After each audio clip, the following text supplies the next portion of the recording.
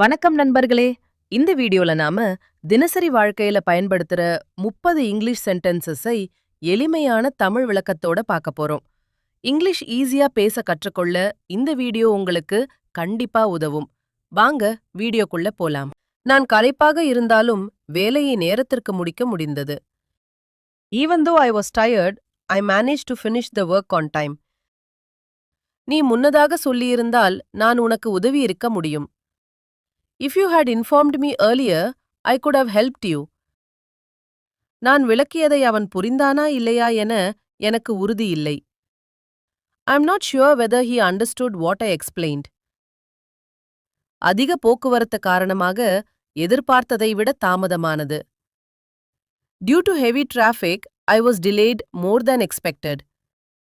எதுவும் நடக்காதது போல அவள் நடந்து கொண்டாள். She behaved as if nothing had happened. தினமும் பயிற்சி செய்யாவிட்டால் எந்த முன்னேற்றமும் காணமாட்டாய். Unless you practice daily, you won't see any improvement. நான் வெளியேறப் போகும் நேரத்தில் அவன் திடீரென என்னை அழைத்தான். I was about to leave when he suddenly called me. நான் அமைதியாக இருந்த காரணம் நீ நினைப்பது அல்ல. The reason why I stayed silent is not what you think.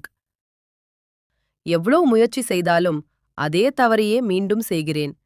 No matter how hard I try, I keep making the same mistake. தவறான முடிவு எடுப்பதை விட காத்திருக்க விரும்புகிறேன்.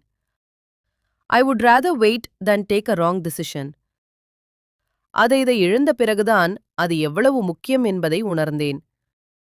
I didn't realize how important it was until I lost it. அவன் சம்மதித்தது போல நடித்தான், ஆனால் அவன் நம்பவில்லை என்பதை நான் அறிந்தேன். He pretended to agree, but I knew he wasn't convinced. நான் வீட்டிற்கு சென்ற நேரத்தில் எல்லோரும் ஏற்கனவே தூங்கிவிட்டார்கள். By the time I reached home, everyone had already slept. அதிக சத்தம் இருக்கும்போது கவனம் செலுத்துவது எனக்கு கடினமாகிறது. I find it difficult to concentrate when there is too much noise. அவள் தவறு செய்ததற்காக அல்ல, வாக்குவாதத்தை தவிர்க்க மன்னிப்பு கேட்டாள். She apologized not because she was wrong, but to avoid an argument. ஒரு அழைப்பை எதிர்பார்த்திருந்தேன், ஆனால் அது வரவே இல்லை. I was expecting a call which never came. எல்லோரும் சங்கடமாக உணரும் விதத்தில் அவன் பேசினான். He spoke in such a way that everyone felt uncomfortable. அதை பற்றி அதிகம் யோசித்தால் மேலும் குழப்பமாகிறேன். The more I think about it, the more confused I become. அந்த நிலைமையை ஏற்றுக்கொள்ளத் தவிர எனக்கு வேறு வழி இல்லை.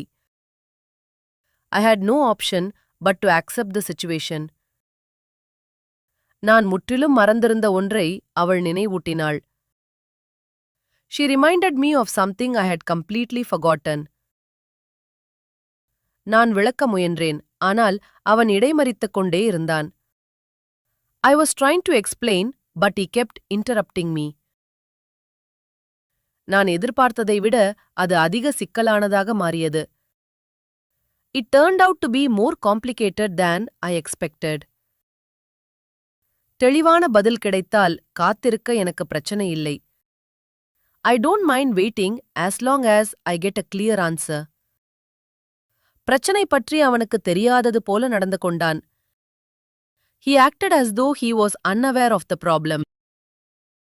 அவள் சொல்லும் வார்த்தைகள் அவளுடைய செயல்களுடன் பொருந்தவில்லை. What she says doesn't match her actions. உன் ஆலோசனையை முன்பே எடுத்திருந்தால் நன்றாக இருந்திருக்கும். I wish I had taken your advice earlier. நேரம் இருந்திருந்தால் நான் இன்னும் நன்றாக தயாராகியிருப்பேன். If I had enough time, I would have prepared better. எவ்வளவு முயற்சி செய்தாலும் சில விஷயங்கள் மாறவே இல்லை. No matter how hard I try, some things never change. நான் அமைதியாக இருந்தது பலவீனம் என்பதற்காக அல்ல.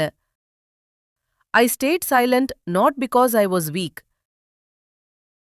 அந்த முடிவு எடுக்கும்போது நான் மிகவும் குழப்பத்தில் இருந்தேன்.